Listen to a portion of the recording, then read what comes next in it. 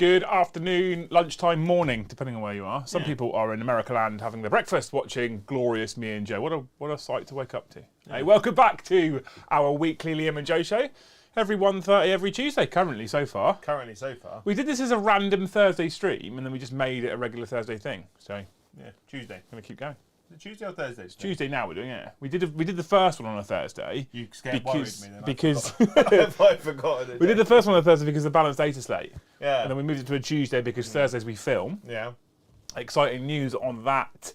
Pre-recorded battle reports coming to the channel very soon. Yeah. I stopped trying to overcomplicate it. We've just gone with handheld camera for now, and then slowly but surely over the coming 12 months, whilst adding this extra content to the channel, we'll probably try and improve our battle reports. And we're not quite where like Lawrence and stuff is yet because he's got big studio. He's got teams of people, minions, people that he can beat in We've submission. got us, right? So more content coming soon. Look out for that. Anyway, welcome back to the Liam and Joe show. Today's topic: how to run a major. So this last weekend, I went to Beachhead Brawl down in Bournemouth. I was invited along by Adam, who runs it. So I thought I'd go and hang out and play in a major. I hadn't actually. Fun fact: I hadn't played in a major before, which was interesting. No. I haven't played in a major before. Oh. Exactly. Oh, no, I think I have, actually. I think that's a lie. I think I've played in a Hellstorm event, which strictly was classified as a major, but was only 5 rounds from a long time ago. Because Mikey also does some cool events. But we went down to Beachhead, which I think is typically one of the first majors in the calendar when the new ITC season kicks. Fun fact, if you could check out the Beachhead Brawl, I think, or Brawl Events Facebook page, I'm not sure which one it is. I think it's Brawl Events. Then you will, you'll see that they've already got the dates on for next year. What I really want to happen, team, is I want to see a huge Great Hall Shield Wall at Beachhead next year. Because actually, it's a lot of fun. We'll go into that in a little bit more detail, why it was loads of fun, why I really, really enjoyed it, despite the fact that I actually dropped from day 2. But there's a fun fact about that as well, which we'll go into just a moment. Before we get there, though, before we get to Beachhead, Joe. Yeah. I have something in my pocket. You can propose to me. This is not from me. Oh. This is from Rimney. Right. This, chat, if you can see it, is a nice little ring box from Rimney. He sent the channel a big parcel to our PO box. Yeah. And this is specifically for you. Specifically for me? Specifically for you. A request that you put out some months ago. Really? Yeah. I put a lot of requests out. Yeah. Yeah. And he wanted me to present this to you on a stream. Right. Are you ready? I'm worried. You look concerned. I am worried. Joe looks very uncomfortable. Is this something we can put on during the daytime? Yes. Okay. Do you want to open it? Shall I open it for you like an actual proposal? Because it's, Are you ready? Yeah. Oh. So he went digging and he found one single Flesh Tearer's shoulder pad. Thank you. So he bought a special ring box and wanted me to present it to you. Joe, will you be our Flesh Tearers? I will. Once I've got World Eaters done, the Flesh Tearers are next. I have said that I'm not doing anything after World Eaters because my problem is my house is full of my house and my garage has had a half-painted Flesh Tearers army in it since September. So I kind of just want it out. Flesh Tearers are on the cards after the World Eaters are finished. We probably will add some more guard to the Valhallans. We've got potentially Space Wolves and Eldar coming as well. You've got a new, absolute burning desperation to make Drakari again. Yeah, I want to do Drakari. I'm thinking about yellow Drakari.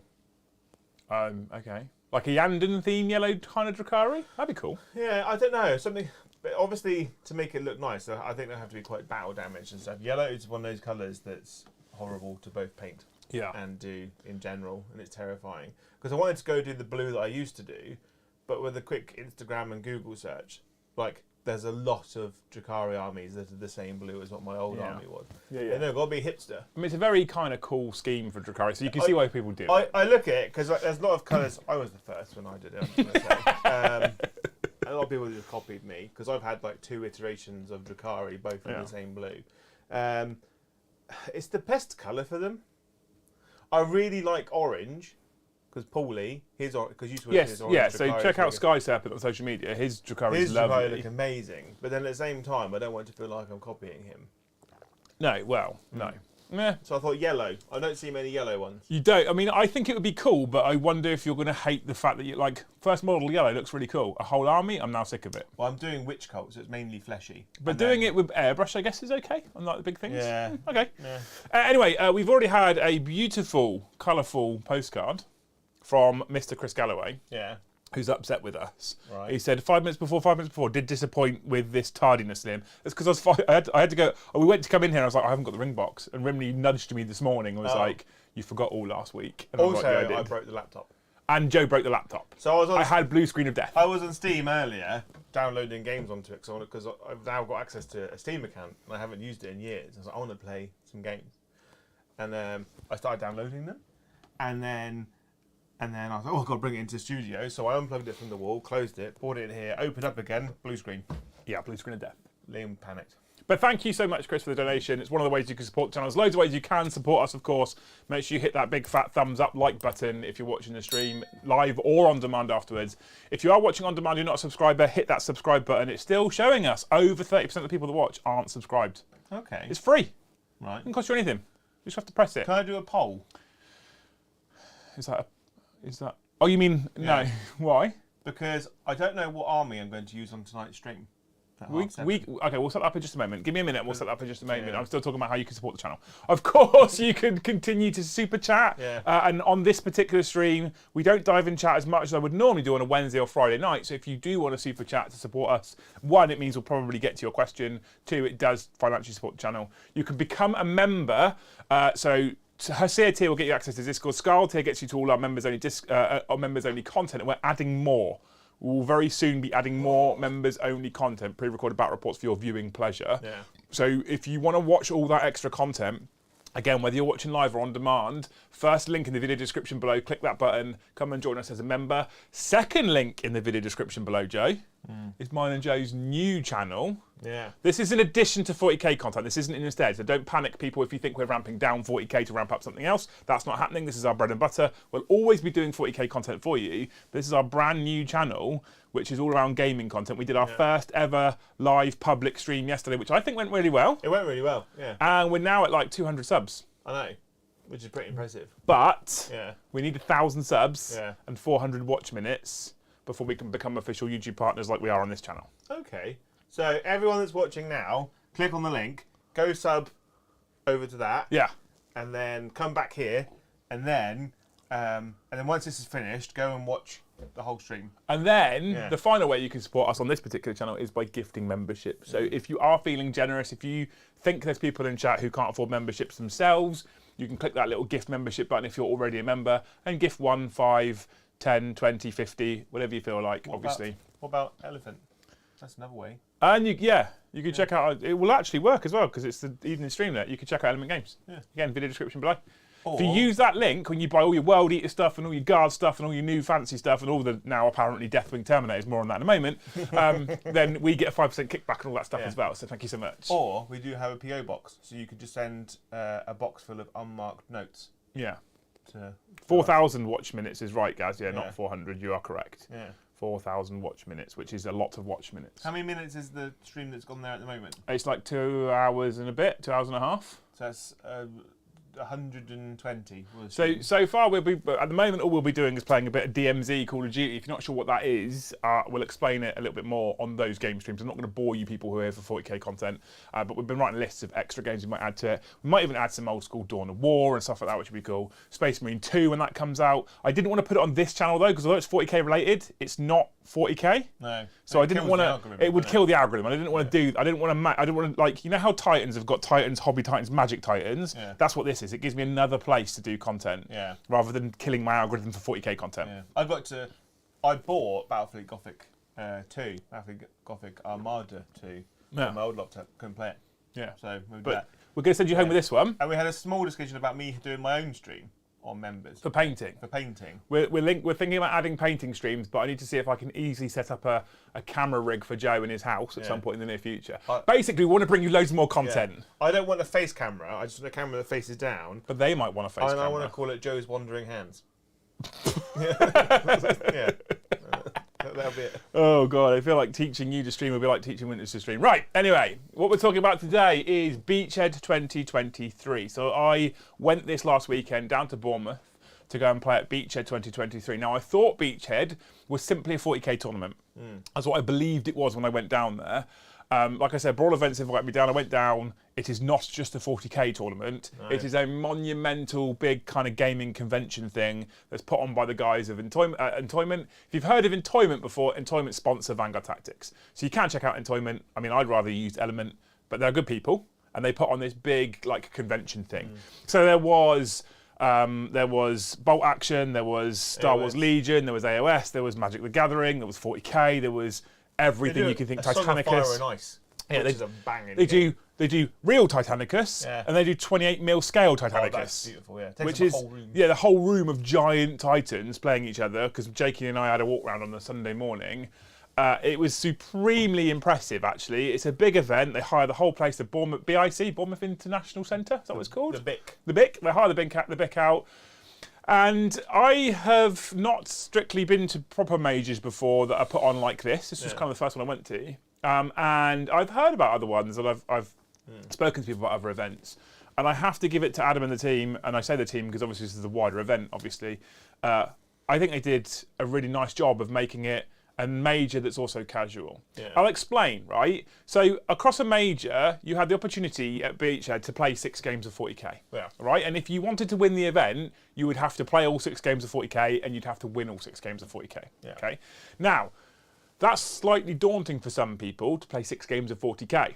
Yeah. And I think what the team have done is realise that this is quite daunting. So they've done something, and I want to get your opinion on this because I love it, but there is a negative potential side to it if we really dig into granular detail.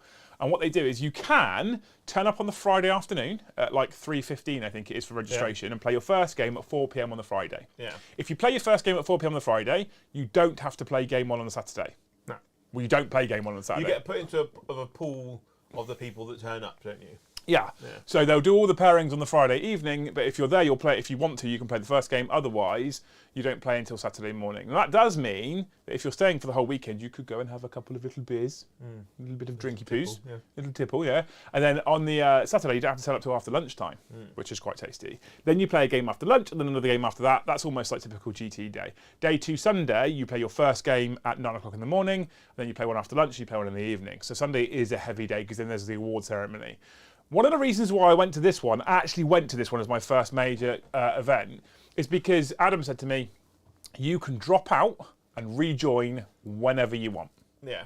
So if you wanted to, you could do Friday evening, not go in Saturday morning, do Saturday afternoon, see how you feel, do game 3 Saturday evening, go out on the have a little tipple again if you wanted to, Joe, like Paddy and I did, and then you could Sunday morning be like, I'm not going to come in for first thing. I'm going to have a nice little walk on the beach, have a bit of breakfast, come and play after lunchtime. I played 4 games. I'm quite happy. Yeah. I don't feel like I want to play a 5th game, or maybe I do want to play a 5th game, and you can choose. I loved it. I think it's a really good idea. I loved it, and I feel like it doesn't impact the highest placing players, with the exception of the Friday evening. Yeah. So the reason why I don't think it affects the highest placing players is because, let's face it, they're going to play 6 games no matter what. Yeah.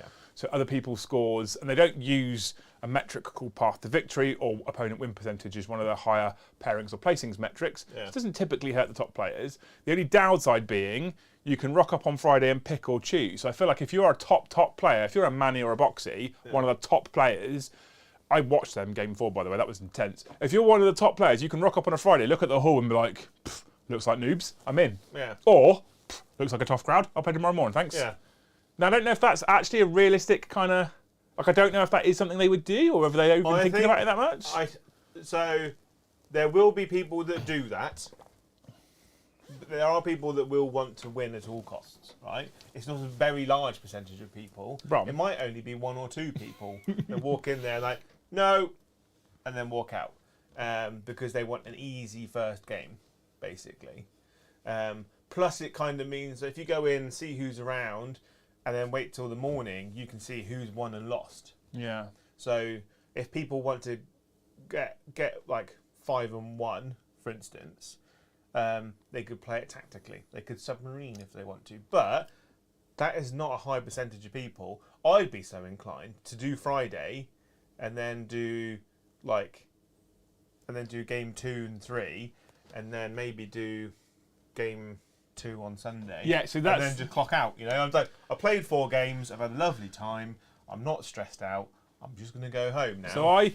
So I wish I'd done it that way. So I didn't do Friday because we had a 40k After Dark on the channel, and I don't like missing streams. So I stayed here Friday, did the stream. I went down Saturday morning, got there at 8:15 for registration. It wasn't that bad. I don't mind too much getting up in the morning. Me and Paddy had a bacon sandwich and a coffee. It was lovely. Played game 1. I played all 3 games on Saturday, and I was okay at the end of the day. But I also, 1, played 3 incredible people. So big shout out to all my opponents, all amazing people. But 2, come lunchtime, was on the beer, which always makes it easier. Because I didn't have to drive anywhere. So by the end of game 3, I was 6 pints of cider in, which was quite nice. Anyway, we then went out in the evening, had some food, had some drinks. Bournemouth has quite a vibrant evening scene, should we call it, right? But this is where it went downhill for me, but also where the Beachhead rules are really nice. So we got to bed at midnight because I'm an old man nowadays and I don't like going to bed much later than midnight. But what Paddy didn't realise when he booked us our hotel was that the hotel itself has a nightclubby kind of bar thing in it that was playing live music till like 2 o'clock in the morning, right? And our room was right above said bar on the first floor. So they were playing, so listening to drunk people sing The Killers until 2 o'clock in the morning wasn't the nicest experience. That then finished, but there was a nightclub attached to it on the side that was thumping until like 3 o'clock in the morning, not to mention the fact that the fire alarm went off twice during the night as well. Oh, lovely. So I got about 3 to 4 hours sleep, which wasn't the greatest. I remember when I did Beachhead, I did it last minute, and Boxy booked me a room in a hotel. He said, I paid for your room, so I got there.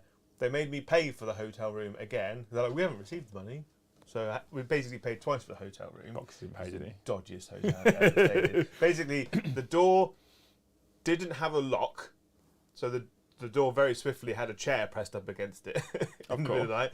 There were cigarette burns everywhere, and there was like, it was like a Scooby-Doo like horror hotel. Like all the pictures on the wall, which had been there since the early 1600s, were very stained. And gross. Sounds very Bournemouth. And I was like, I'm going to sit on the bed and I'll sleep on top of the cover. So I didn't get a lot of sleep. Paddy was lucky. He bought in-ear noise cancelling headphones with him. So he popped them in and he had a decent night's sleep. Now, I had played Daemons, like mixed Daemons new list for the first time on that day. So I went 1 and 2. We'll talk about that in just a moment. Paddy was 3 and 0. So he really didn't want to miss game 4 because he was 3 and 0, right? Yeah. So he really wanted to play game 4. So in the end, he basically convinced me. We got up, showered, went down to breakfast, had breakfast.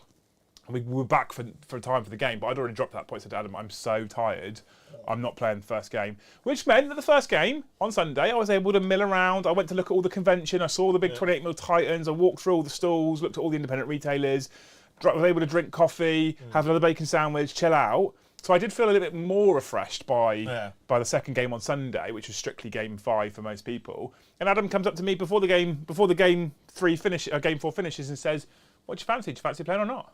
I love that option because I could have gone, yep, and he'd have put me straight back in the pool and I'd have played another game. Yeah. Or I could have gone, nah. And if I'd have said no, I could have hung around till game 6. I didn't. I came home early because I was knackered and I actually went to sleep like an old man for 2 hours on Sunday afternoon.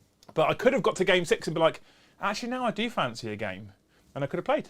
Nice. And I think that's a really nice way for kind of mid to bottom field of a tournament to give them that option to come in and out whenever they want is really, really nice. And I feel like if more like that, I don't think that they advertise that well enough as Beachhead, because I feel like if more people knew that that was a thing, they'd be more inclined to go, so I could just play 2 games if I wanted to. You could just play 2 if you wanted to. Yeah. You can play 1 game on Saturday, 1 game on Sunday. If you've got like family plans or whatever, and you can't make Friday and Saturday, you could still do a 3-game tournament on Sunday. There were people that didn't turn up on Saturday and played all day Sunday. Yeah, and just came and played 3 games on Sunday. I think it's a beautiful way of doing it. You still get the ITC points, and you would absolutely for the points that you've scored. Yeah, so like if you just want points to stay on the scoreboard and just have fun.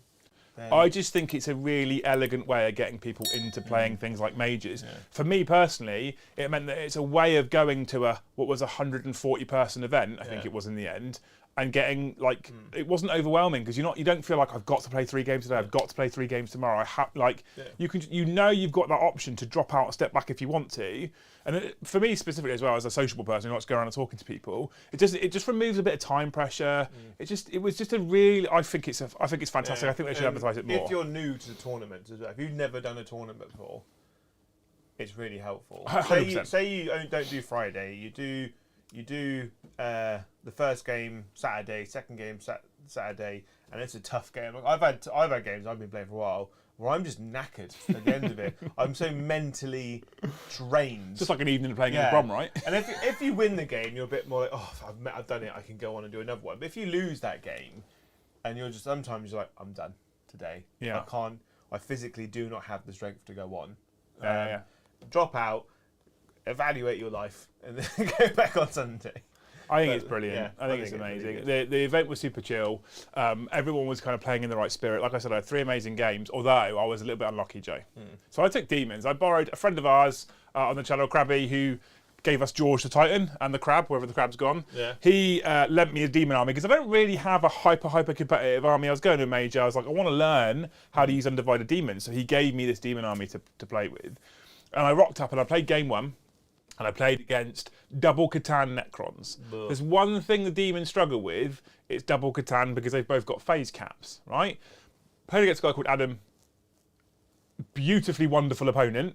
Loved the guy to bits. I scored 86 points on my first ever game with that army. Didn't really know what it did. Yeah. Just went for it, 86 points. Nice. But he scored like 95 points. Yeah. The Necron secondaries are ridiculous. I mean, they just score points. Yeah. Right? So he did a really good job. Oh, very quickly. Off to work. Have a great day, gentlemen. Thank you. We've got others to get through. I know, but he's off to work. He that's doesn't fine. miss out, you know? So, well, he'd have to watch it back to see if we answered him, wouldn't he, Jay? Think about it. So, super nice guy. Don't mind losing to the guy who's a super nice guy. I scored 86 points, super happy, really enjoyed it. So I was like, cool, I've played double Catan Necrons. Game 2, I drew double Catan Necrons. At least it wasn't triple Catan. I mean, you can't take triple Catan Necrons on Arc. Oh, because you can have to pay a CP to get. You have to pay a CP for double Catan Necrons. All those people that own like 4. Yeah. You know? So I played double Catan Necrons again, game 2. Another lovely guy. This time I scored 85 points, but he only scored 73. So I beat him, which is cool. Game 3, now he'd had a few beers by this point. Played a lad called Tom, who was an absolute legend, and he was bringing Genes to the cult. Do you know what Genes to the cult do, Joe? Shenanigans. I have no idea what they do, and after playing a 3-hour game against Genes to the cult, I still have no idea what they do. They are a complex army. They were. The thing is that they were before Arcs of Omen and the loss of Armor Contempt. They were just a bit bum. They were just a bit terrible. But now they've kind of come into their own. Jesus, have got everywhere. Well, they got a lot of AP1, Yeah. which is better because Armor of Contempt's gone. They've got lots of shenanigans, and they've got a lot of freedom to build what they want now with Arcs of Omen and Grand Tournament detachments. And their secondaries are pretty. Like one of their secondaries, right, have more models on the table than your opponent. I mean, it's not hard. And you can take 20-man blobs of neophytes for cheap. Yeah. So you take 4 of those, you've got 80 models on the table straight away. More models. Just have more models than your opponent on the table. I played Custodes. I automatically max points. He's crazy. Crazy. But yeah, he was an amazing guy again. I still scored 77 points, Jay. Nice. I dropped the whole of game 2 and didn't go the whole of day 2 and didn't come bottom. I dropped the whole of game 2 and still finished with people that played 6 games. Anyway, he super nice guy. I got 77 points. He got like 92 or something. He absolutely put my pants down with Jesus Cults. And like I said, to this day, I still don't know what they do, really. He was like, he explained it all. Yeah. I was more interested in drinking my cider. Jesus Cult immediately scuppered by infiltrators, though. Because they can't come in within 3 inches of you. I only got 77 points, to be clear, because we played that mission where you abandon sanctuaries, where you can't pre-game move. Oh, that's a problem for them. So I didn't know that was a problem for them, because he still beat me. Yeah. Game 4 on the Sunday, Paddy played Genes to the cult, and I didn't realise. I was like, how did that unit make turn 1 combat? Because they can't advance and charge. He's like, no. They pre-game move, then they moved and charged. Pre-game move. They move like 40. I was like, oh, I didn't experience that yesterday because we were playing Abandoned Sanctuaries. Yeah. Paddy messaged me and he was like, it's not gone well. Yeah. It's like his whole army. Because like, Pure Strange Geniuses move 8 can advance and charge, or can move 10 or something and advance. Pure Strange Geniuses is like actual Geniuses, but just better in every way. Oh, yeah, a million times better. Yeah. That's why I want Genius Cult. I've been saying I want Genius Cult for ages. I can't afford to buy you a Genius Cult army, otherwise I would. They are the single most expensive army to buy. There's so many models. Like, I think points for pounds, they're the most expensive as well. Like 5 hybrids is something like £36. I think you can. That's like 40 points. You could probably take into like maybe orcs could get as expensive in some ways. Yeah, maybe, yeah, perhaps, but I don't know. But yeah, their start collecting box is very good value for money. Yeah, I mean, Tom was amazing. Loved the guy. Went out, had a good Saturday evening. I just think like I would love it if we as Great Hall people could have a real strong representation next year. Just as I feel like because you can come in, and it's in Bournemouth as a social weekend, it'd be lots of fun. Yeah, like really good fun. You're like, I'm done now. Go to the aquarium. There was cosplay, fucking Star Wars people there. There was cosplay, like World War II people there. It was a proper convention, and I had no idea. Like I'll go every year now. Yeah. Because I just think it was great. So I want to go 1 year to maybe do like bolt action or something. But then I'd be sad that I'm not playing in the 40k. Yeah, you would be though. Yeah. Because the 40k was full of legends. One guy said in chat earlier, I can't remember who it was, it might have been Josh, said that he played a guy. So I know this guy, Toby Liddard, he's a friend of mine. And I met him at No Retreat years ago, Flex. He rocked up, right, with an Eldar army that was 7 models. Because of Arcs of Omen, his Eldar army was a Wraith Seer, 3 Wraith Lords, and 3 Wraith Knights. Lad. And I think he had the Avatar, so maybe 8 models or something like that. But yeah, he had like 8 models, 7 or 8 models in his army. Maybe it's 3 Wraith Lords, the Avatar, 3 Wraith Knights. Not great for holding objectives, that army. Oh no, he lost all 3 games on day 1. But what a cool army. Yeah, that's very Absolute legend. I love that kind of stuff. I like it. If you're thinking about it, check out the Brawl Events Facebook page. I think it is. It might be Beachhead. Search Beachhead 2023. You'll find details as well. And check out the dates for Beachhead 2024. Tickets aren't on sale yet. I'm going to try and get our community people in Discord maybe like a 5% discount code. Yeah. I think that'd be nice. That'd be good. And then we'll get a full Great Hall Shield outing to Beachhead next year. We'll put that in the calendar as one of our events, but we'll have a get together. We could book a big table somewhere, go have a big meal. That'd be lovely, wouldn't it? We could get a big hotel together. That hasn't got a nightclub in the bottom floor. That'd be good. Yes. I'd be happy with There's one like directly across the road from it, isn't there? That might be the one I stayed in, yes. Oh. Yeah. There's like 2 or 3 opposite Go it. stay in the Scooby-Doo one. Well, there's like a Hilton. Oh, There's also a Travelodge. You know there's not going to be a nightclub in a Travelodge. That's safe. Yeah. But the thing is, though, I'm only about an hour drive away. So part of me was tempted, if I could have gone, part of me was tempted just to drive. It's 35 minutes for me. Yeah. But I can't drive back again if I've had 10 pints, Jay. That's true. I'm not a big drinker, so... Like, I can drink, but sometimes I just choose not to. Anyway, like I wanted to do a little like half an hour on that particular event because I feel like giving people that freedom is just a way to run a big major event. We're taking the pressure off. Your big players, your Boxies, your Mannies, people like that. They played all 6 games, obviously. Manny won the event with... Here's another problem I want to talk about quickly, right? So we know, we've seen the changes. We've seen the changes implemented through Arcs of Omen, through the Balanced Data Slate, etc.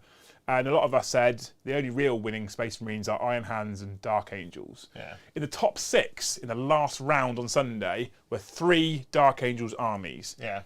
Almost all of which have no green wing in at all. They're almost identical. They're predominantly bikes and Deathwing Terminators. Manny's list who won it isn't predominantly bikes. Yeah. It's land speeders and Deathwing Terminators. Because Codex Warfare is a problem right now as a secondary. It's too good for certain armies. I kind of feel like, because Games Workshop were like, Space Marines are at the bottom. They don't do incredibly well. I feel like they've gone too hard in the opposite direction now. Yeah. We're almost back in 8th edition Space Marine supplement stages again. It's just, like, Dark Angels, like, I feel like, this is a personal opinion, right? Don't kill me, chat. I feel like Deathwing Terminators, or Deathwing in general, is just boring to play with and boring to play against. Oh, it's awful. And I don't think Deathwing specifically takes tons of skill to be good at. Now, to take nothing away from Manny's win, to be tournament winning good at is different to being good at. I want to make that very clear. I'm not saying I could run a Deathwing army and do as well as Manny, but they just they just do what they do. Like, there's no real skill in the Deathwing. The skill in Manny's army, strictly, comes in some of the other parts of his list in the way that he plays his secondaries. Yeah. But Deathwing are just dull. They're just boring. Yeah. And the fact that we've now seen 3 armies in a top 6 of a major, all with Deathwing Terminators in them, often 20 to 30 Deathwing Terminators. They went too hard. I may have griped about this in the past, but they went too hard on the points reductions. Well, that's the other problem. Terminators. Just, like... How are they 33 points? So the Chaos Space Marine Terminator is 36, and you have to pay for the points. It's 33 points with a Thunderhammer, a Storm Shield, and a missile launcher. Yeah, with their chapter tactics and inbuilt transhuman. And if you charge them, they count as remaining stationary, so they get +1 to hit you in return. Yeah. I get a Power Sword and a Storm Bolter. And they have a banner for -1 damage, and they can pick them up with apothecaries. Yeah. Which don't need psychic powers. You just pick them up with apothecaries. Yeah. And you can turn off reroll. It's just that the whole army is basically strength 8 -3, 2 or 3 damage depending on what you're using. Everything's packed out with strength 8 -4 plasma cannons that do 4 damage. That have weapons of the Dark Ages and options. Yeah, it's. I mean, don't get me wrong. I sat at the top table for Game 4, which was Boxy with his Craft Worlds list against Manny with his Dark Angels.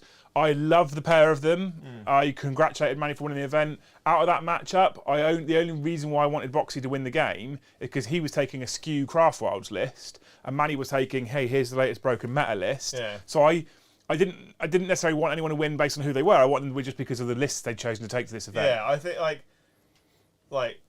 like Manny wins because he's a good player, but Manny is also a barometer on the state of the game. Oh, there's no way I can take Manny's list to Beachhead and win it. Yeah. Like, it's not happening. No. So he won because he's a great player. But Boxy's army, he went 5-1. His only loss was to Matt, but his list was, I would say, vastly superior in terms of how it's built, how it's put together, and how he plays with it. Boxy's list is a technical list. Yeah. I mean, to be fair, though, if you looked at Boxy's list, I'm an Eldar fanboy, I looked at it and I was like, it's a bold choice in places, some of that list. Like, he played one game 2 or 3 he played, and his opponent only scored 6 points all game. Because he just shuts, because he plays it so well that, it was just incredible. Before we jump into some super chats, I'm going to answer some questions. I know there's only a couple in there for us right now. Before we do that, like I said, check out Beachhead, check out 40k Brawl events, I think it's called. Amazing people, run by great people, a great event. I would encourage as many of you as possible to come and join us next year because I think I'm going to go. In fact, I'm definitely going to go as long as I can afford to go. So there's nothing stopping us from being there. It was incredible. I had loads and loads of fun. It was super chill. Even the top tables are pretty relaxed, making jokes and having fun. It's just a good social as well. And for me personally, that's the way to run a major. Really, really loved it. One thing I want to quickly jump onto in chat, Rambo, who says afternoon all. Afternoon all. Who now has a baby Rambo. A baby Rambo? Like 2 days ago? Isn't there a film son of Rambo? I don't know. Yeah. I don't know, Jay. But lots of congratulations in chat for Rambo, who had baby Rambo 2 days ago. Congratulations. If I remember rightly, little boy, like 10 pounds in weight or something like that. I can't remember, it was in Discord, I did read it. But massive congratulations to Rambo and his family for having a little baby Rambo. Well done. He's got his own little Titan. Yeah. Like my Titan currently, it doesn't stand on its own. Yeah. Well, yours is currently in a box being very, very sad. Yeah. We need to get that fixed at some point for chat plays. So big congrats to Rambo. Lots of, what should we do in chat? Claps?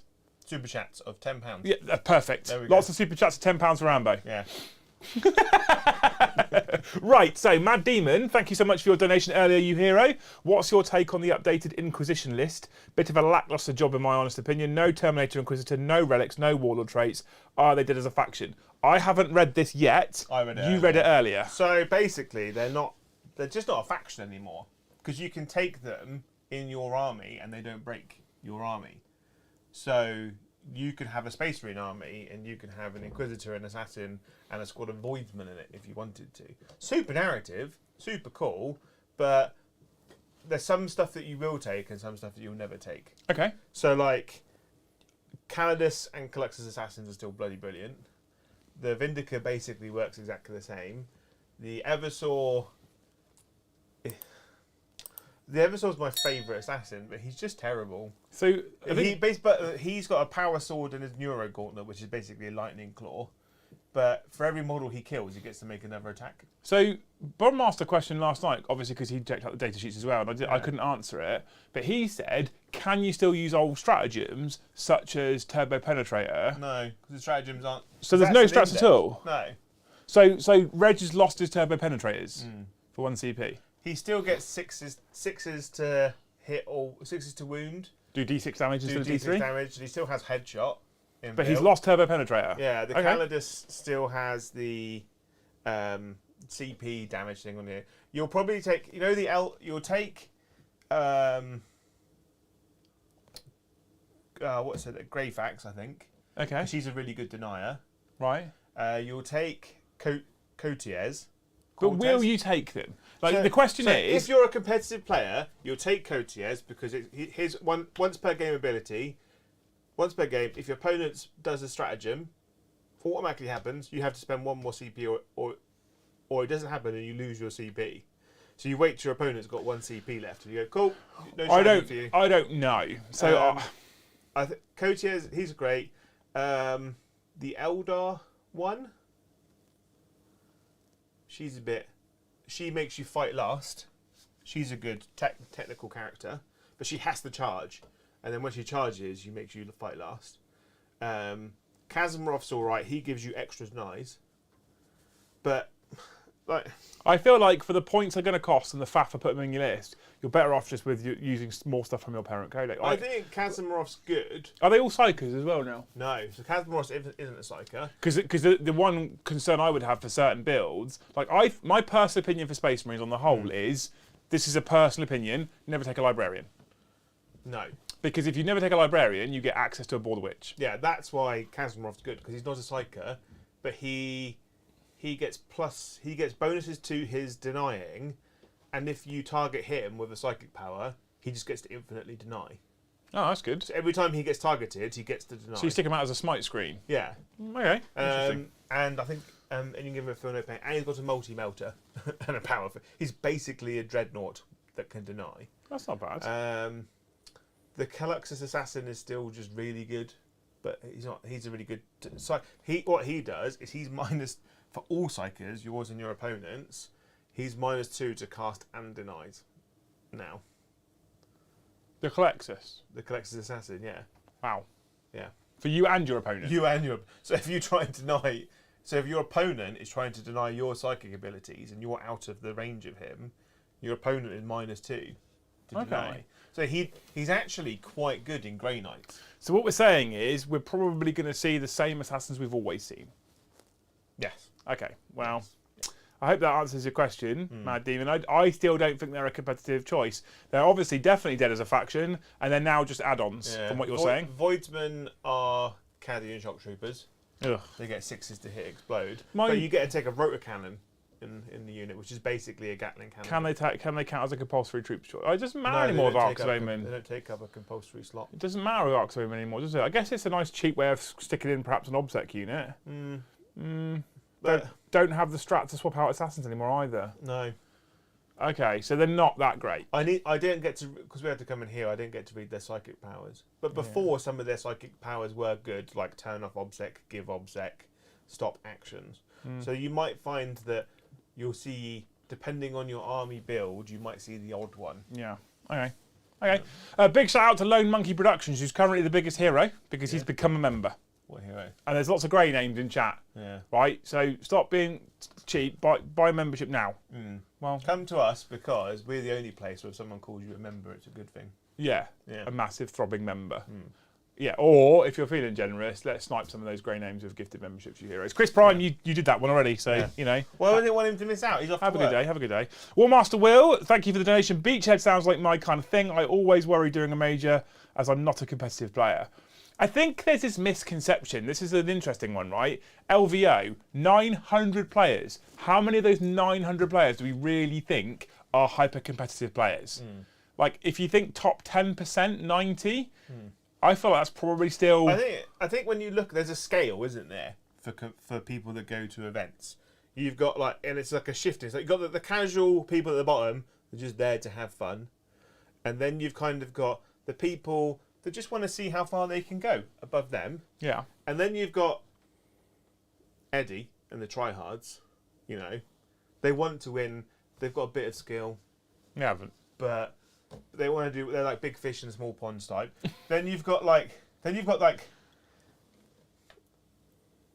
people that really, really, really want to win and will shake physically. Yes. And make your life horrible whilst playing it. Brom. Yeah. Yeah. Because they just make it very, very difficult to play against them. And they're actually probably the smallest size. Yeah. Because they're tiny, yeah. There's a tiny proportion of people that... Sometimes you can go to an event and never come across them. Yeah, and sometimes you'll meet like 2 or 3 of them. But then sometimes you will never see them, or one time you might play one of them. And they're a very small percentage. Like, they're there because they're running the best list they found on the internet, and they're good enough to put it on the table, but they're not good enough to win an event. And then you've got just the good players. Top, and I find like the top 10 people, top 20 people in a major who are there because they are the best players there, tend to be the most chill people as well. Like, and playing against them is never actually that bad. No, because you'll play against someone like a Manny, for instance, and they know, like, you know in your heart, and they already know they've won. They've won. Yeah, probably. They don't they'll like I've heard stories of people playing Manny who will coach people on how to play their army and how they play their army better. And he's like, I'm winning this. There is no chance you're winning this, but I will help you become a better player. Back in 8th edition, we went to a Hellstorm event, which was called a GT, but I believe it was major size. Round 1. Brom goes, right? We know what Brom's like. Yeah. Right, Brom goes to this major, takes his Ultramarines, I think it was. Round 1, draws Manny, right? And we all laughed. And Brom had no idea who Manny was. And Brom was like, so this Manny then? I was like, you're going to have fun there. And he was like, why? He's like, you'll see. Anyway, he went and played Manny. Manny was playing Tau. And Brom describes it as one of the harshest fuckings he's ever had in 40k, but was one of those ones where he was made to feel good whilst it was happening. Yeah. And he was like, Manny explained everything he was doing to Brom in Space Marine terms, so Brom could understand it. Yeah. And just gently pulled the pants down. I don't mind losing to someone as long as they tell me what's happening at the same time. Pump on the lube. Yeah. And like, Brom was like, there's nothing I can do about it. But he was nice. He was, and he helped me out and he told me to do this, this and this. And so you're right. In terms of, I agree with all the bands of players that you've kind of sort of just described. And it's that little slither just before the top that make it uncomfortable for people. But what I want to say to people is those people are really, really, really, really rare. Yeah. Like, you don't come across them very often. No. And I will go as far as say you will probably have a bad game if you play those people. But part of that is depending on you. So I have a bad game when I play those people because I'm like, I don't want to let you win now. Because like sometimes I think to myself, I should just be like, fuck it. If you care that much, you just win. Yeah. But the little part is like, no, if you're going to ruin other people's enjoyment, I'm going to ruin your time. Well, it's one of those. If I'm better than them and I beat them, I say I'm just going to just destroy you. But there's sometimes I've come up against them and I was like, I can't win this. Yeah. I've got to say, it's like this matchup. There's literally no way I can beat you. And then you play and you're like, I know I'm going to lose. I'm going to try and get as many points, but they still make it difficult. I just shut down. Yeah. I'm like, end it. Paddy gets everyone out of cover, puts them in the middle of the ball and be like, there you go, shoot at that. Yeah, I'm not conceding, but I'm also not trying anymore. So in that regards, Will, I would say don't be afraid of any major, and I mean any major, whether it's LGT size, whether it's Southampton GT, whether it's any major, LVO. I mean, we're now talking super majors, obviously. Yeah. Don't be afraid of them because on the whole, if this is your field, this many are super try-hard competitive people. This many are just there to enjoy themselves, have a few beers and play loads of Warhammer. Yeah. And in that regard, they're probably there for the same reason that you are. But what I would say is Beachhead is an incredible first one to go to because you have that option to drop in and out as you want. Yeah. So if you have a bad experience against a player, you can go, I'm just going to drop. I don't want to play my next game because I've had enough today and I want to have a few beers. Equally, you could draw a player and be like, I don't fancy playing him because I've heard that he's a bit of a knob. Again, this is rare, right, to be clear. And then you can go, drop. Don't have to play him now. Nope, that's fine. Just off I go. But yeah, you can, like, if you're like, because if you find like 6-game events, if you're a super chill player that just wants to have fun, the last 3 games of an event in the what I call the soft play area at the bottom, right? is the most fun you'll have. Yeah, absolutely. Because everyone there is just they're really excited because they paint their models. They just want to play games with their models. They just want to have fun, and they don't want to get ruined. Yeah. Before we go on to some more super chats, huge shout out to Jeremy Blankenship and Rimney. Jeremy gifted 1, Rimney gifted 5. Heroes, people are waking up. Yeah. Rimney, it's Rimney's ring box. Yeah. Yeah. Oh no. I think ruin it. But they're now they're the legends. Now they're gifting memberships. Yeah. You're heroes. Thank you so much. More gifts. More gifts. Yeah. Big Bad Peter Gamer, thank you for the donation. I'm going to my first tournament, the Arch Traitors Snack Jar, in May at Element with my Necrons, but no Catan. Any advice or tips? Depends on what you're running. So, I mean, Necrons. So, here's a few tips and hints and tips for Necrons, right? First of all, which is the dynasty? I can't remember what it's called. Is it Nihilak? That's OBSEC? Make sure your models are painted first. Is it Nihilak? I think it's Nihilak that gets OBSEC. Yeah. So everyone used to run OBSEC and pre-game move, 6 inches, right? So Relentlessly Expansionist and Eternal Conquerors. Yeah. OBSEC is now all-consuming. All-consuming. So if you take OBSEC now, you can't take anything else. You can't take the pre-game move, which is what made it really yeah. So if you now take, I think it's Nihilak, you get OBSEC on all your models, and you get access to other stuff. Yeah. Which is already worth it, right? Yeah. So Nihilak is one to definitely look into. When I played against the first guy who did take double Catan, Jesus, I played into 15 or 18 Tomb Blades with particle beamers. Yeah. Didn't know people took those things. They're Jesus Christ. Yeah. The amount of shots those things kick out is unbelievable. I think Mephrit's really powerful now. Now Armour Contempt's gone. Because when you're in half range, you get +1 AP to your shooting. Yeah. So it means that Gauss blasters are -2 AP at half range. Yeah. And you've got some cool characters. I think they're really good. And what's the ones the combat oriented? One of them gives you +1 attack. I can't remember which one that is. There's a strat. They've got 1 CP strat +1 attack. I'm like, ooh. I still hugely rate destroyers. I still hugely rate Scorpec destroyers. Lockhurst, the bog standard ones that they didn't make a new model Yeah, standard for. destroyers. Yeah. Yeah, so standard destroyers are shocking models. amazing. Great rules. But you kind of need them with a Lord and probably an Overlord as well. Flag ones for deep striking behind enemy lines. Flag ones are amazing. Never poo-poo Scarabs. You know, I have lost more games than one against Necron players because of Scarabs. I think because they're infuriating. So this is why I think it's Nihilak with OBSEC. This is why I would go Nihilak, because I would automatically include 2 units minimum size 6 Scarabs with OBSEC. So 10-inch fly for a model that's that small that you can easily hide behind obscuring terrain, and OBSEC grabbing, they're incredible. Yeah. And then they're not the easiest thing in the world to shift because they're 4 wounds base, Jay. They've got one of the Chronomancers has got a relic or an ability that stops deep strike within 12 as well. Which, if you come against a Genius the Cult player, super powerful. Yeah, don't leave home without a Chronomancer. 5-up Invuln is amazing, plus reroll charges. Like, Chronomancers following Scorpec around is clutch. Bring back monoliths. And the guy I played round 2, although I beat him, Jesus Christ, he ran 10 Lich Guard with a Technomancer behind him that could pick one up. Yeah. Oh my God. They just don't die. They're a nightmare. Oh.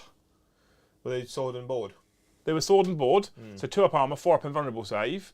And then I put so much into them in the first couple of turns, and I managed to kill like 4 because I just kept getting back up and giving one back. And they Veil of Darkness into my home objective, and just walked into my home objective. I was like, there's nothing I can do. People don't use them enough. Reanimators.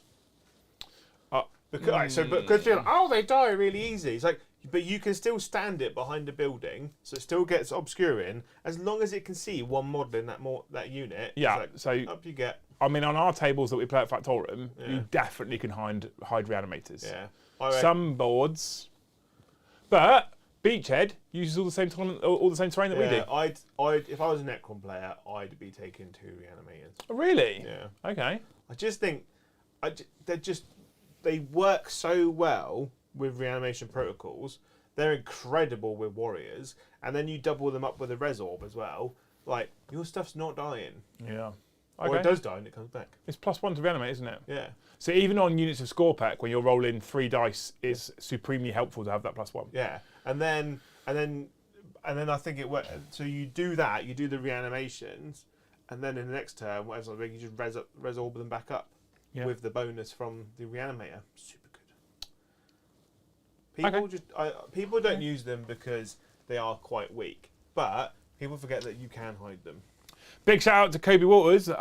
No, you mentioned my game against Mr. Box. I was destroyed in that game. Was awesome though. Right.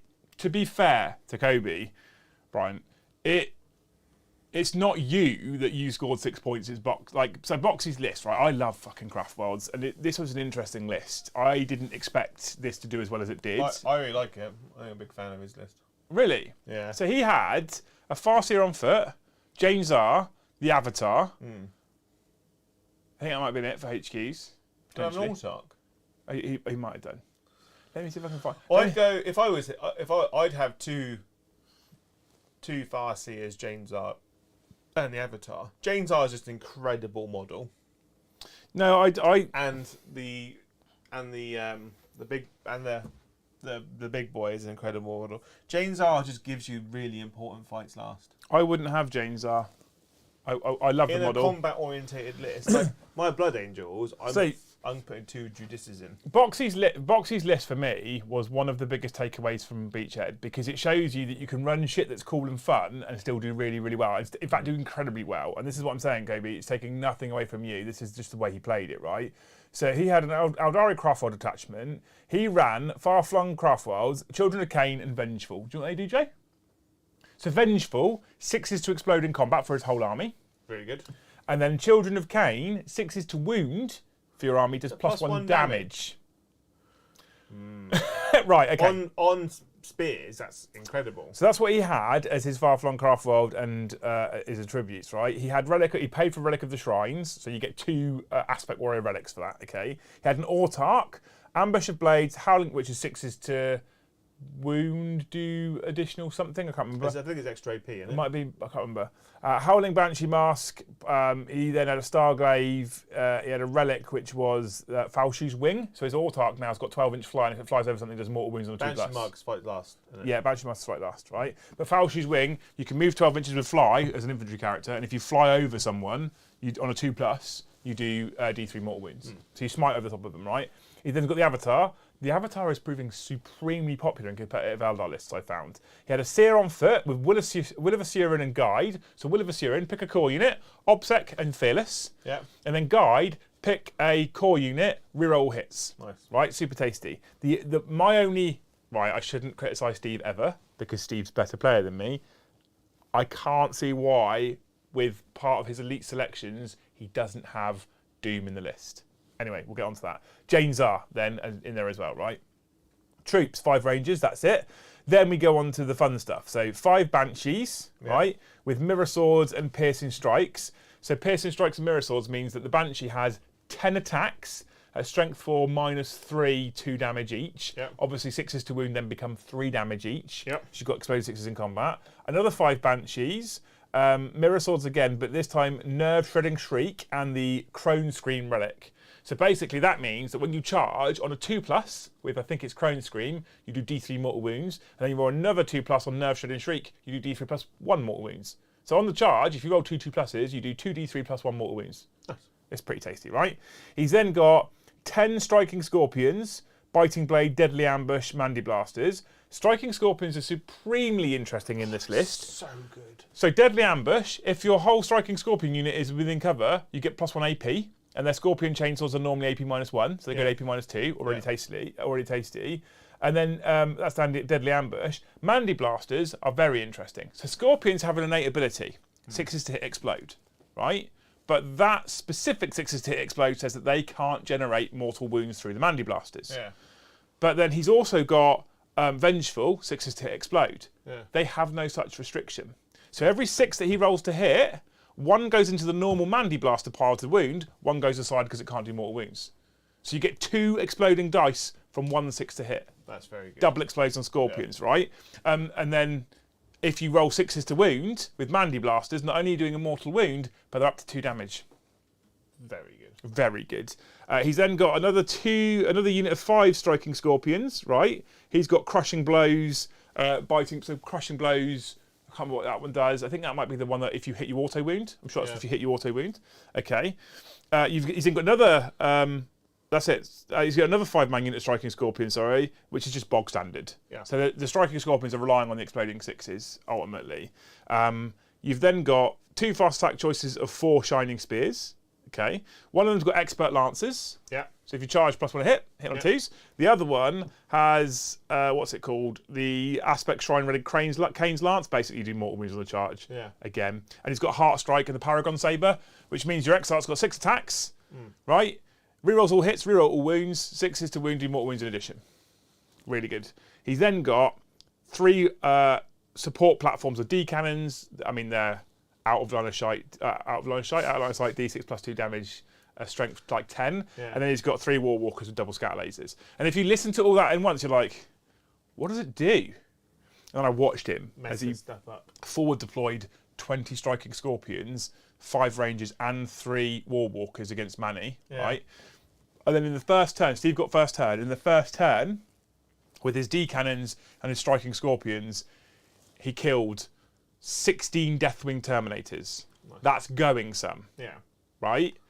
And then he also picked up some infiltrators and stuff like that with his other Banshees. Yeah. He got wildly unlucky in turn 1 with morale, but that list is just, when you've got 20 striking scorpions with double exploding 6s, 3 War Walkers, all in your face in turn 1, and then if you do get through that, turn 2, you're being advanced and charged by 10 Banshees, 8 Shining Spears. It's just... It's really good. Only thing I change, my only personal change from that, right, and it's only because I absolutely love Scorpions, is I drop the Farseer and put in Karandras, who then makes the Scorpions obsec anyway. When you just drop Jane Zara and take Karandras? No, because Jane Zara gives Banshees obsec, and then you take Karandras to give the Scorpions obsec, so then you've got a lot of obsec aspect warriors. Then you've got 2 models that can only take 3 wins a turn. And because you haven't got the Farseer, you can then take a Ball the Witch. But without the Seer, you can't give your 10-man Scorpion squad with double exploding 6s, reroll all hits, and fish for those 6s. Well, the Farseer, not that the Autarch can do that. Reroll all hits? Yeah. No. He's not got the Baotan Warlock trait. No, because he was running a custom flung Carfield. With exploded 6s and extra damage. He gets them reroll once, doesn't he? But I was looking at custom craft worlds, and there's some really interesting stuff in there. But nonetheless, like what I'm trying to get through to Kobe is when you listen to that list, you think, huh? When you start to talk through how it works, you think, oh shit. But that is very much the difference between someone who's taking an army because it's really, really good, and they're like, the internet tells me this is good, that's why I'm taking it, and someone who's played with that army for a long time and knows it inside out. Yeah. Right? Like that's the difference between meta chasing and learning armies. So that, like we mentioned Paulie early, the Sky Set, but he only plays Drakari. Yeah. And his only loss was versus Boxy. And he played Drakari for a very long time. Paulie, so and he's played it for years and years and years and years. So, like that's the difference. Like just if you're playing 1 or 2 armies, don't look at other armies. Just learn to play that army inside out. Yeah. So, thank you so much to Aaron Drew. Hey, gents. I hope you're getting on well. If you fancy double tournament in Norfolk way, I have 2 free tickets for you. Well done. You'll have to tell us when. When is it? I'm not parenting that weekend. Then it's a maybe. Yeah. Because cost is a thing. Like hotels and stuff. And then someone was saying a whole new bunch of boarding patrols has just dropped. Boarding patrol is inbound for Genes to the Cult, Death Guard, Chaos Demons, and Adeptus Mechanicus, Jay. I was looking at this. Genes to the Cult are amazing on boarding patrols because there is a cult, aren't they? They're cults now. There's a cult, which means you can advance an action. So you can just run acolytes and gene stealers around and then open doors immediately. The crisis deepens, Angron is loose, Vastor is scheming, and Abaddon's arcs of Emin are voyaging to every corner of the galaxy in search for who knows what. The Imperium is scrambling to regain the upper hand, dispatching boarding parties in a last-ditch attempt to stop the War Master's vile plans.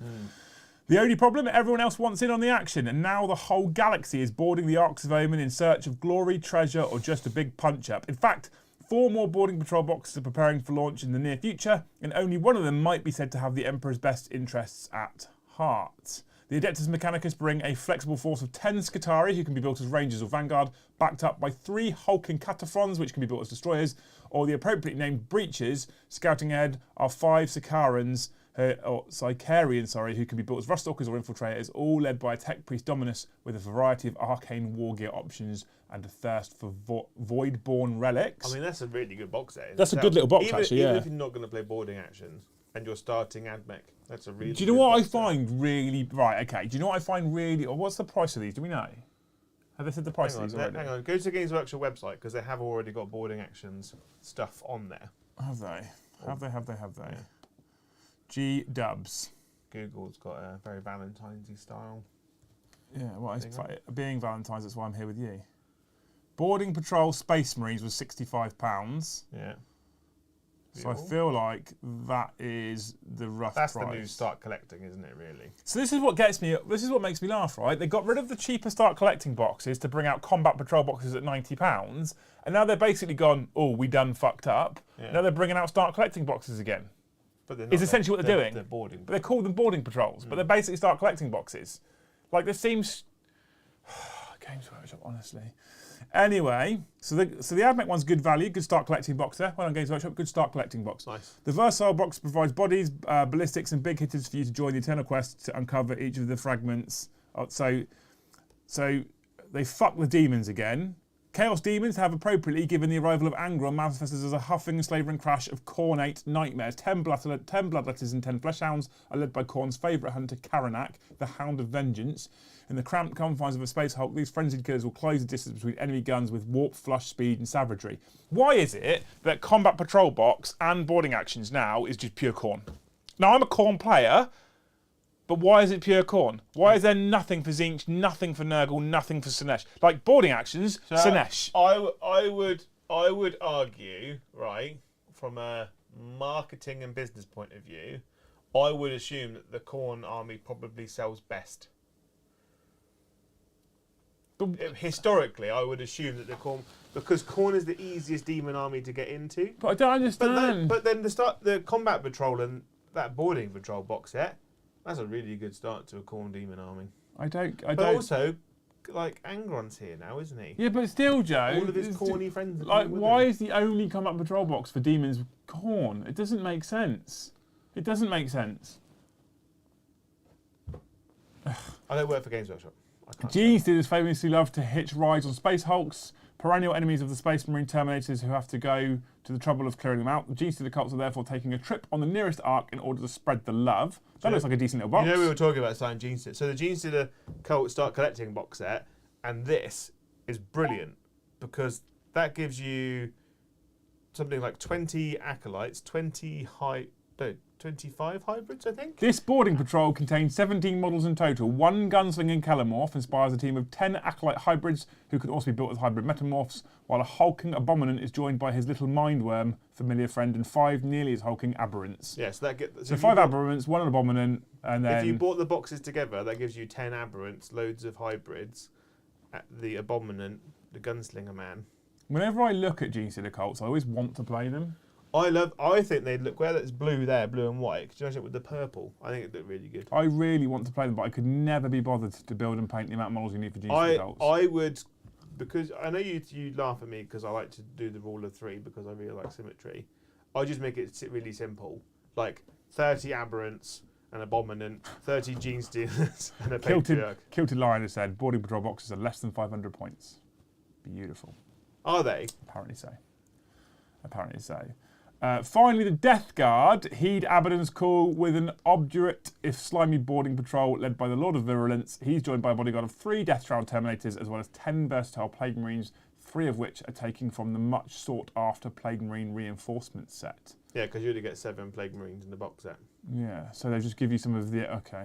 Alongside these, a Space Marine boarding patrol that's out now, and there are further sets recently announced for the Necrons, Tyranids and Grey Knights. There are even more boxes to come for factions of the 41st Millennium. As always, keep your astropathic choir trained under the searing light of the Astronomicon, or just sign up for the Warhammer Community newsletter.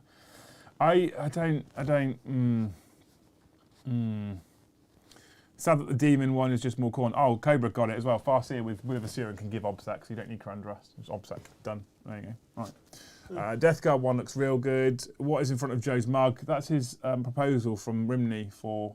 It is. A Flesh Terror shoulder pad. It is a Flesh Terror shoulder pad for my Flesh Terror army. GSC box is maybe for my Necromunda gang, says Donald. Necron box looks sexy for these. Boarding patrols are limited run though, are they? That seems like a silly idea. Khorne Demon box is only 370 points. Wow. So Right. you're better off just buying the Combat Patrol. aren't you? Yeah, probably, yeah. Anyway, we've run out of Super Chats, members and gifted memberships, Joe. So we're going to run a quick poll for 10 minutes. Yeah. Right, because you wanted to ask the people, didn't you? Always good on the poll. Always good on the poll. And you want to know what army you're going to run tonight into World Eaters? Yeah, I'm gonna run for a wee quickly. What army should Joe play? What army should I run? Drakari, Black Legion, or Raven Guard? And he's going to the toilet, so you really need to keep me entertained now. Drakari, Black Legion. Mute yourself. Well, no, I've left it there. But I'll mute myself anyway, so you don't get a weird echo. Raven Guard. That's it, yeah. Drakari, Black Legion, Raven Guard. Yeah. Ask. There we go. Right, we've also got 200 people in chat. Don't forget to hit up the links in the video description below, specifically the second link, which is to mine and Joe's new gaming channel that we just started up. Come and hang out with us there. Hit that subscribe button for us on that new gaming channel, because we have no friends at the moment on that gaming channel, and we're trying new extra content. If you aren't a member already, like Steve, like Puppers, like some other people in chat, we are going to be adding extra content to the channel, both free and for members. So there's even more members content coming super soon. So get your memberships in, come and join us at Gold tier. It's super important if we're going to keep going. There's a real risk I'm going to have to go back to work at some point in the future, and no one really wants to do that, do they? Anyway, Andrew says 27th of May. I can PM Joe the dates. It's an RTT. That rings a bell for some reason, and Aaron. 27th of May. 27th of May. Let me have a quick look for you beautiful people. Exclamation mark sad Joe. Joe's off to handle his poll. He is indeed. He is indeed. 27th of May is currently a DZGT. I'll have to have a look. I have to speak to the people.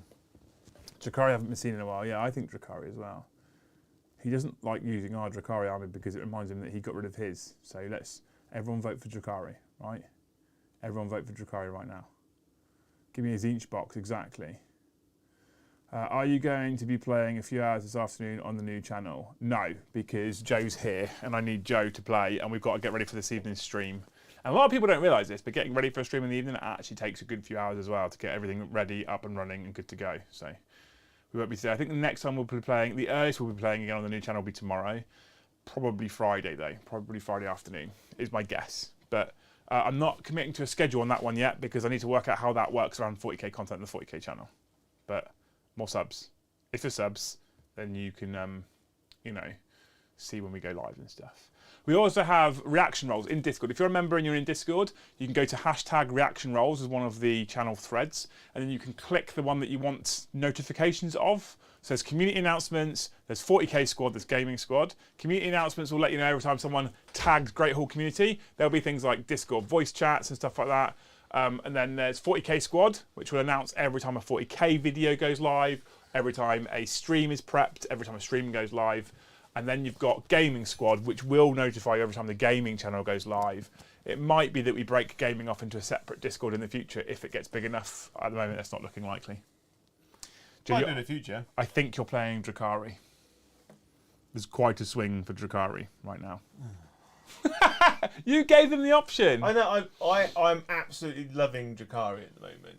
Yeah. Every time I write lists for armies, I'm like, if I can just write a better Drakari one.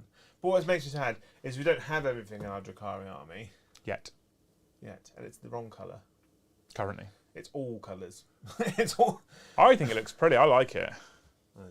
Any new armies planned for the channel, says Mark? Yeah. So we're adding more to the new World Eaters. Joe's then going to be working on Flesh Terrors. Then I'm thinking about giving you Space Wolves, as well as extra bits for Valhallans. Yeah.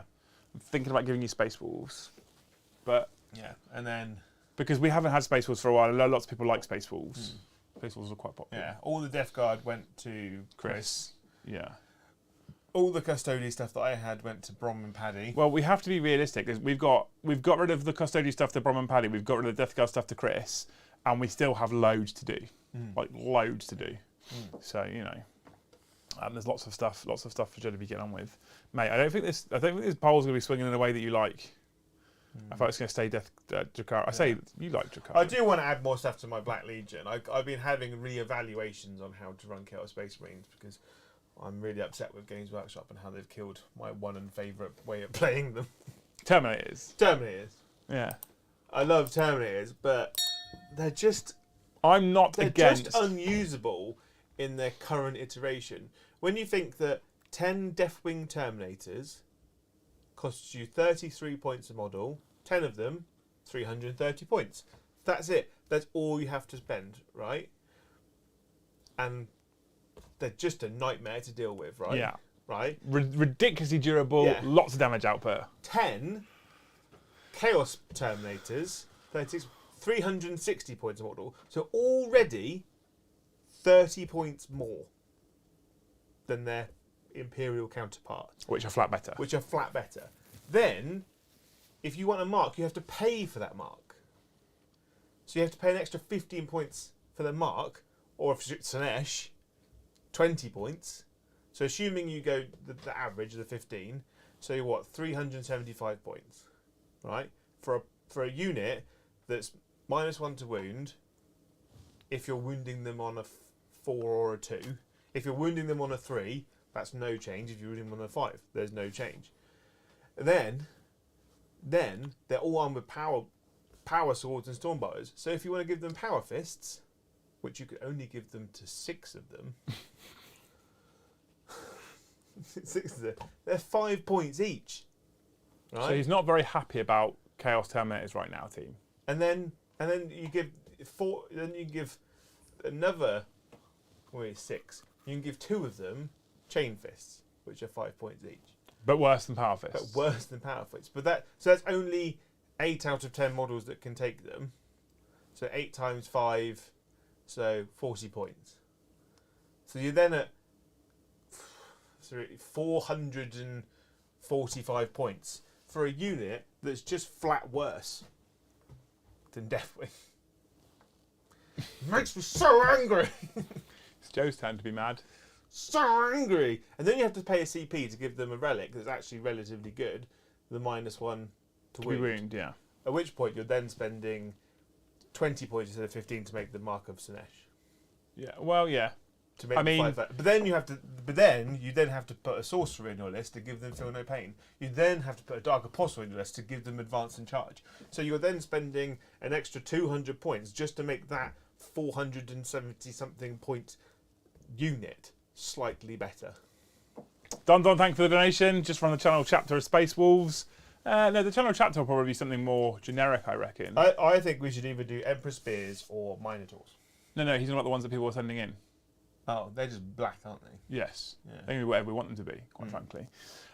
Which is great because we can switch between different unique chapters. Because I feel like with things like Space Wolves, you've got unique like Wolfen and Wolfendreds and stuff like that. So anyway, the part I'm going to end the poll, Joe. It's not changing. We've had 120 votes. You're playing Drakari tonight. So here's the other question I have for you people. I think what I'm going to do tonight is I'm going to possibly play Disciples of the Red Angel. Yeah, because Games Workshop very kindly supplied us with 3 boxes of 8-bound. Yeah. And so I feel like I'm going to run Disciples of the Red Angel because no one's ran Disciples of the Red Angel yet. No. But to do that, because it's Disciples of the Red Angel that no one's done before, I'm thinking about putting it out publicly. Yeah. But I don't want to upset our members who pay for members-only content. Yeah. What do we think, chat? Maybe we'll just send them some tasteful nudes or something. But we've also got a members-only video coming on Saturday, Joe. Oh yeah, that's true. Yeah, so there is more members-only content. And then we could give them Joe's Wandering Hands. Who wants Joe's Wandering Hands? Just play Red Corsairs, Advance and Charge as a flat army-wide thing. Do we have... So I've looked on Aaron's event, because I think he says the 27th. Yeah, which is a GT. It's the GT weekend. Yeah. And I think I'm down to play in that. I think you are currently. We'll have a look. We'll have a play. Don't forget the naughty ladies in Hamburg, says Steve. I don't know what we're talking about now. They're having their own conversation about. Okay. We're talking about a red light district. Lehman's all about your Wandering Hands. Mm. Yeah? Yeah. So, there you go.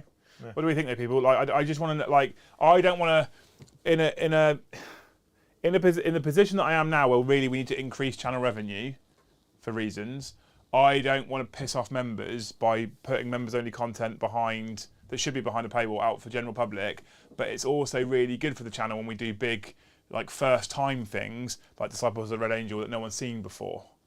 Or maybe we could do an extra But we have got members only video coming on Saturday, which we haven't done before. So there is members only content coming. Yeah.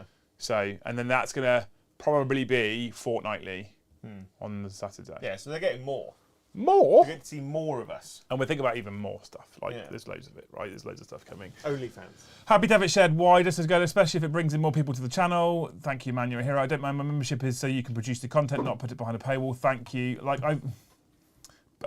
I did think about just scrapping members only in general and doing 2 public streams a week on the Tuesday and Thursday, but I don't know how many people are members just because it gets some members only content. Yeah. That's hard to tell. You'd have to get all of your members together. Yeah, all of them. Falls a member. Public, fine for me. I have to float in and out anyways, as it's the middle of the workday here. Putting it out there, let anyone watch, says Lone Monkey Productions. The more throbbing new members, the better. The thing is, though, like, whether they want it behind a paywall, but even if they all want it live so everyone can watch, we still want our members to feel valued. I try and make my member feel valued as much as possible. Yeah, so. Yeah, you're always giving your member attention. Yeah, like in places I should or shouldn't. Yeah. Sometimes around children. No. Happy with more people watching. Okay, I think we've got a good feel already. Yeah. I feel like lots of things have been public recently, so you can understand why some might be a little unpleased. Yeah, it's a really hard balancing act sometimes, right? It's about growing the channel. Check with your member, are there any lumps? It's about growing the channel and bringing new people in, as well as keeping our current members happy, because it's very important to us. But I think more than some other channels, we're probably a lot more open with our members. Very open about it. Yeah. Very open about it. In terms, like, we want to make decisions, and we want you to influence our decisions with our members. Yeah. Yeah, it's a very hard balancing act. Yeah. So, what's happening tonight or not happening? We're running Disciples of the Red Angel tonight as a World Eaters attachment wee man instead of running pure World Eaters because nobody has done it yet. And then it's about whether we make it public or make it members. So what's it? So in Disciples of the Red Angel, Angron still has to be your warlord. He makes 8-bound obsec. You can take demons, but you can't take demon engines, which infuriates me on so many levels. Open it up for general top member value, says Alex. Yeah, it's about growing member. I know, says Mad Demon. Is in the perfect position to check the members for any lumps. The more people who can get to see the best 40k content on the net, the better. Thanks, Cornet Edge, you're a hero. I have to watch it tomorrow. Aussie time zone and all that. Sorry, man. Members should always be growing. I'm a member to support the channel. Any extra exclusive content is a bonus. Okay, cool. All right, cool. Well, we'll go for it. Should we do it publicly? It's German, Joe. Are we? Oh. Remember that thing that they did where they sent me the German codex that I'm still working off prints? Who's this against? It's us two. It's us two. Are we doing competitive or non-competitive? Which means, yes. What did the people want? Competitive or non-competitive? Competitive or Tempest. Yeah. But it's... Do you want to put a poll up? I'm not putting it up. Feel like Brom, always working on the poll. I want to... No. Like, I need to stop him from tapping on streams as well to actually encourage some fucking super chats rather than going... Like, if you pay attention to the camera and the players instead, then one, the stream might be smoother, Brom, and two, people might super him on his own makes it sound like one of those World War II warriors. You know when they have those scenes of all those women lined up typing away. Yeah, it does a little bit. Will, you need to do a level between mine and Thane. What level between yours and Thane, Will? Tell me. A lot of people have asked for this. Okay, this is an actual thing. So what do you get on Thane? Thane's is 45, and you get private WhatsApp. Oh yeah. Yeah. Yeah. Called the Only Thanes. Oh yeah. Yeah. And then what's Will's level? Jarl. What y'all talking about? 9. But Jarl is a free giveaway. Yeah, every month. Yeah. Yeah. Which is currently live in Discord right now. So how do you improve on that? Well, I don't know what I give in between. Maybe I just don't give anything in between. Priority purchases, you know. Maybe I just don't give anything in between and just see. A free ticket to an event. Okay. Tell me, Will, what level? How about competitives as well?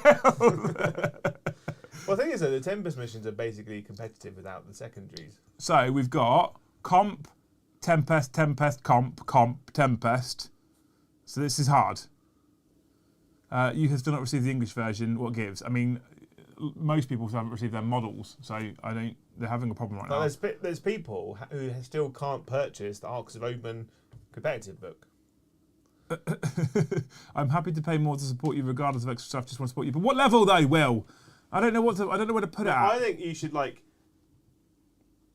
get a free RTT ticket a month. No, Joe. Or No. when they're allowed to come to dinner with you. Comp, They get Tempest. to buy you dinner. Open War, brilliant, done. Boarding actions, Tempest, Pole it. No, I'm not. Oh no. Right, okay, so it's pretty split, Joe. So we'll have to pick ourselves, all right? Okay. Should we roll a dice? All right, let's do that then. We'll roll a dice. What dice are we going to roll? We're going to roll this one. On a Comp. 1, 3, or 6. So On a 1, 3, or 5. Comp's now taking it. Okay. On a 1 to 3, it's competitive. Joe rolled a 1. I rolled a 1. There we go. Okay, cool. Right, you're all heroes. You're lovely. I love you dearly. Thank you so much for hanging out with us. I need to have a cup of tea. What we need to do then is make a mid-level and just call it the War Master Will level. Yeah. There's no difference between the one he's already on and the top level. And that burns my nostrils, by the way. That's powerful. Well, I'm trying to get off camera. I know. So the War Master Will level, just be like, War Master Will wanted this, and we don't know what to put in it. Yeah. And that's it. Yeah. That's the description. We'll make it today. Just bash it in. The War Master Will level. It needs to have an actual Viking name to it. It's got to all be branded, Jay. Otherwise, it might be. Anyway, Master. 7:30 this evening, you will be seeing World Eaters Disciples of the Red Angel against Drakari now in competitive 40k, apparently. There we go. We'll let you decide. The Liam and Joe show. Thank you so much for hanging out with us. If you haven't already, make sure you smash that like button before you go. Once the stream finishes, it super helps us if you put a comment in the video description below. You can make super thanks, and you can still become members. If you're watching this on demand and you're not a member already, you can still become a member after the fact. Just check in the video description below, hit the link at the top for members, right? The link just below it is our brand new gaming channel that Joe and I have started, and we might see if we can make a success of that as well. Yeah. Just be social media influencers forever, Joe. Yeah, there's 174 people in chat now. When the stream ends, go over to the gaming channel, just like and subscribe. Each one of you gets 10 people to do that. Yeah. We'll hit our targets. We're there. Yeah? Beautiful. Right, see you at 7:30 tonight. Yeah. We need to go, Joe. I need to press the buttons first. Right. Right, okay. Ready? No. Bye, have a wonderful time.